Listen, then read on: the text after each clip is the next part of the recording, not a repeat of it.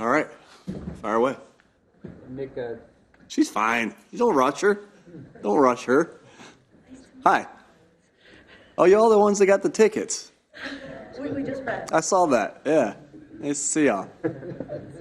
Nick, Jalen's on pace for career highs in most passing categories to this point in the season. What has it meant for him to take those kind of steps, especially as he's been slowed in the running game with the knee pain?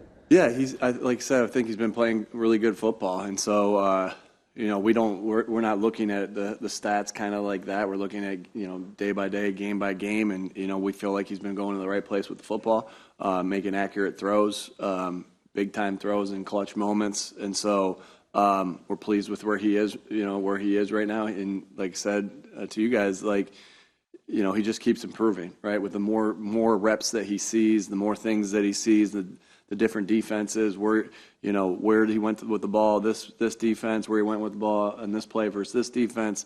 He just has a very unique way of just trying to get better every single day. He really lives that out.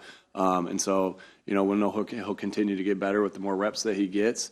And I know that's crazy to say when he's started for almost 3 years now, but it's this memory bank of all these different plays that he's ran against these different defenses and knowing where to go with the football more and more consistently, and then just being getting more reps at being accurate as a thrower. So that's what as far as his pass game, he's just making good quick decisions and throwing with good accuracy. The city obviously on Monday, the top edge rushers are playing a greater share of snaps than they did last season. What does Nolan Smith need to do to be more involved on defense? Yeah, he's in a deep room. He's in a very deep room with 3 guys last year in particular that had 10+ sacks. So, again, as Nakobe, as Cam Jurgens last year, they're in a position where there isn't rotation, right? There as much, right? And so last year those guys were more, just backups, and then as far as Nakobe, special teams, whereas Nolan's getting, he's in a deep room, very similar to those 2 guys, and he gets mixed reps here and there throughout the game, and so again, he's getting good reps there on special teams, and making some plays there on special teams. So again, not anything that Nolan has done where we're really excited about Nolan and the possibilities that he has as a football player. He's just in a very deep room, and sometimes you get in the flow of the game and you ride the hot hand, and Sweat and Josh and Hassan have been playing really good football. The city obviously gets fired up for this game against the Cowboys and with the division ramifications and everything. Do you have to sell that to the team in your messaging, or is it just understood with the? Yeah, again, that's for y'all to, you as in media, the fans to get. We have to treat every day the same. Like, you can't get more up for one game than you would the next game. I think if I said to the fans and to you as the media that it's Cowboy week, we're going to ramp it up. Well, what the hell were we doing the last couple weeks, right? You'd be like, well, that's why you lost to the Jets, because you guys weren't. Like, I wouldn't ever. And so we know how awesome it is. Now, with that being said, we know how much energy this stadium's going to have on Sunday, and every bit counts. Every little bit counts. That's why I find myself, after every away game that's essentially a home game, I try to thank the fans because they've been awesome, right? And so it's the same thing here. This energy that I want it to be played up in that sense, but for us to do anything different would mean I'm not doing my job for the first 8 weeks of the season, right? And so, but I'm appreciative to be in this rivalry game. I'm appreciative of the players and the coaches that have coached it and played it in the past. Like, I feel very honored that I can be part of this rivalry game. But I'm just saying, just in the sense of us and our preparation, like, again, that first year I had those T-shirts that said "Beat Dallas," and like that. Not that it backfired, but people were like, "Well, how dare he say how?" What? Yeah, we do want to beat Dallas, right? But I just don't think that the preparation or the weekly, the things that you go about your business weekly, because this could happen for everyone. Okay, Jalen's playing against Tua, or like just go about your business, right? Just go about your business for a week. Or we're going to play in Buffalo, whatever. Or I'm going home. Just go about your business. You can't let those things distract your attention to detail and all the things that you go about throughout the week. But fans, let's go. It's Dallas week, and so we're going to need that. Dallas has to feel that. Dallas has to feel that when they come in here, that it means a little bit extra to the people in those seats, and it's going to be loud, and it's going to be a hostile environment. That being said, Nick, if you look ahead, has that evolved for you? I'm looking at you. thank you. Yeah. If you look ahead, because I know you can't treat this bigger than it needs, and what you said is perfectly said, but this could be a game that decides the number one seed, because these are two great teams, not just the division. So the magnitude of this one is ramped up, is it not? Good question on that, but like there's a lot of football to be played after that, right? And we can only play one game at a time, and so I just don't think of it that way, and I'm not asking for anyone to understand that mindset, and I'm not asking anyone to understand our team's mindset there.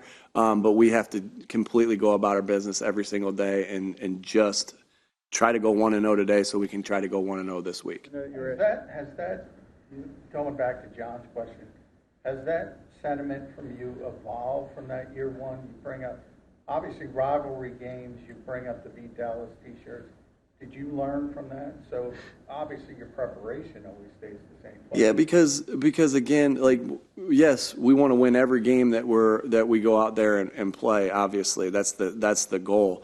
But your goal day in, day out is to put yourself in position to go 1-0 that week, right? And so I would say that the mindset is just completely focused on the day leading into the week and not looking ahead to anything. So yeah, I think that changes with your role as a coach too. I think sometimes as an offensive coordinator, like it's easy to be able to say, all right, who's next after this, because I'm planning some things there. But your job as the head coach is to make sure everybody's locked in to the day, the situation. So I think that comes a little bit with the difference of roles, and that was week 3. And so of course, everything that I'm trying to, if I'm asking the guys to improve every day, then I need to improve every day and be, and the only way you can do that is to, have a process that you stick to, and that doesn't mean you don't change the process. You're always trying to perfect the process.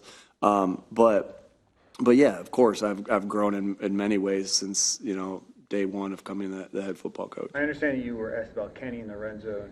Can you explain the decision to have him as your number 2 versus Boston and Rashad? Yeah, he's the number 2 because I think I was asked about this too, and I said there's things that you don't see that were obviously in practice. He's our number 2 because we believe it right now. He's the second best running back on our team. That's based off games, that's based off past games, that's based off practice, that's based off the whole body of work, not just, and I obviously understand where that question is coming from. But, I didn't get this question last week when he ran over 2 guys in the Miami game and got into the end zone because we were all singing his praises, and also the same thing in the playoffs last year when he gave us some very valuable carries.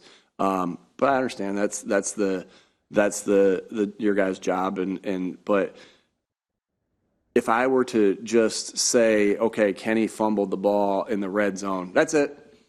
He's going to number 3, then that wouldn't be consistent of what we do with any. I don't. And Jalen throws an interception, he doesn't come out. And Brian or myself call a call that results in a turnover. I don't turn the play call duties over to Kevin. This happens over and over and over. There's mistakes that happen. If AJ drops a ball, we don't say to him, I don't know if he's dropped one in a couple weeks, but we don't say to him, we ain't throwing it to him anymore. And so that's the same philosophy here. And Kenny's our number 2 back because he's our number 2 back because of his body of work. And along those lines, the running game hasn't really been firing as well as we've seen it these last couple of weeks, and this is a Dallas defense that, statistically can be run on. Why do you think the reason is for kind of being stuck a little bit in the run game, and do you think this Dallas defense can be run I just think it's a week-to-week game. Games are, you do whatever you need to do to win that football game. So opportunity has been a little bit with the run game. We've been throwing the ball more, right? And so, well, why is the run game not working? Well, we haven't given that as much opportunity as the pass game because we felt like last game it was more to win the game, to score 30-plus points, which we did. It was to throw the ball, and so that. When you look at it just as stats, then yeah, that's fair. But then we're always trying to put ourselves in position to win the game. Period. And if we have to throw it 50 times, we'll throw it 50 times. We got to run it 50 times. We'll run it 50 times. That's just what we'll do to win the game. So I think a little bit that's been opportunity because of a success that we've had throwing it, and that's why. Nick, Dak's had a lot of success against you guys since you've been here. What are some of the keys to slowing him down, things maybe you haven't done in the past against him? Yeah, obviously I can't give you all that stuff because then that's giving. But Dak has had success because Dak's a very good player. I have a lot of respect for Dak and Coach McCarthy and the weapons and CD Lamb and the weapons that they have over there. And so he's done really well against us the last couple times he's played us, and so. Just like any quarterback, what I'll say is, just like any quarterback, you have to try to confuse, you have to try to hit him, and to try to, knock him off his rhythm. And so, but can't tell you how much respect I have for Dak. I just feel like he's one of the top quarterbacks in the NFL, and we have our hands full going into this game to make sure that we contain him. Nick, before the injury, how was Cam Jurgens playing, and what have you guys missed most without him? Yeah, I thought he was playing good football. Stepping in to a role that, between Lane and Jason, obviously that helps. But I thought he was playing really good football. Been really pleased with Sua and the job that he's done. I think we've been pretty good on offense these last, since Sua's come in, and that's why we trust. That's why we trust him. To be able to step in and play. And Stout does a good job of getting the next guys up ready. He'll continue to do that. And, we like our depth at offensive line. And so anytime you lose a guy, you're going to miss the player, but you're happy for the opportunity the other guys get. And I feel like Sua's really taking advantage of that opportunity. A couple more here? I thought, obviously he only had a handful of plays, I think 6 plays, but I thought he did pretty good. I thought he did pretty good, and he, held his own, and against two really good players in Allen and Payne. Nick, on that note, the along the line, Lane happened to get hurt in both of the games against Dallas last year. Offense was a little different, obviously, after he went out. I know there's a backup plan for anyone that goes down, but any extra thought given to that in advance? No, not because of that he got hurt in the last year. Coincidence that it happened. Yeah. Well, we have backup plans obviously for everything, but no extra. Like my point was no extra thought. Like everything we do is extra, right? And so no extra thought. I guess is what I'm saying. When you look at Michael Parsons, you guys have had pretty good success against him. I know obviously you're not going to say what you've done against him, but how much does he impact their defense, and how do you have to plan for him and everything? He's awesome. He's really outstanding. One of the best players in our league. And so we'll have to make sure he's accounted for every single play.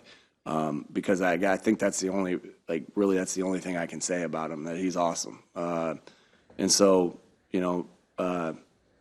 we got really good players up front too. That sometimes we'll have to win a lot of different ways against him to make sure that he stays out of the stat book and stays relatively quiet. But that's easier said than done because of how good of a football player he is. I was going to ask a similar question there.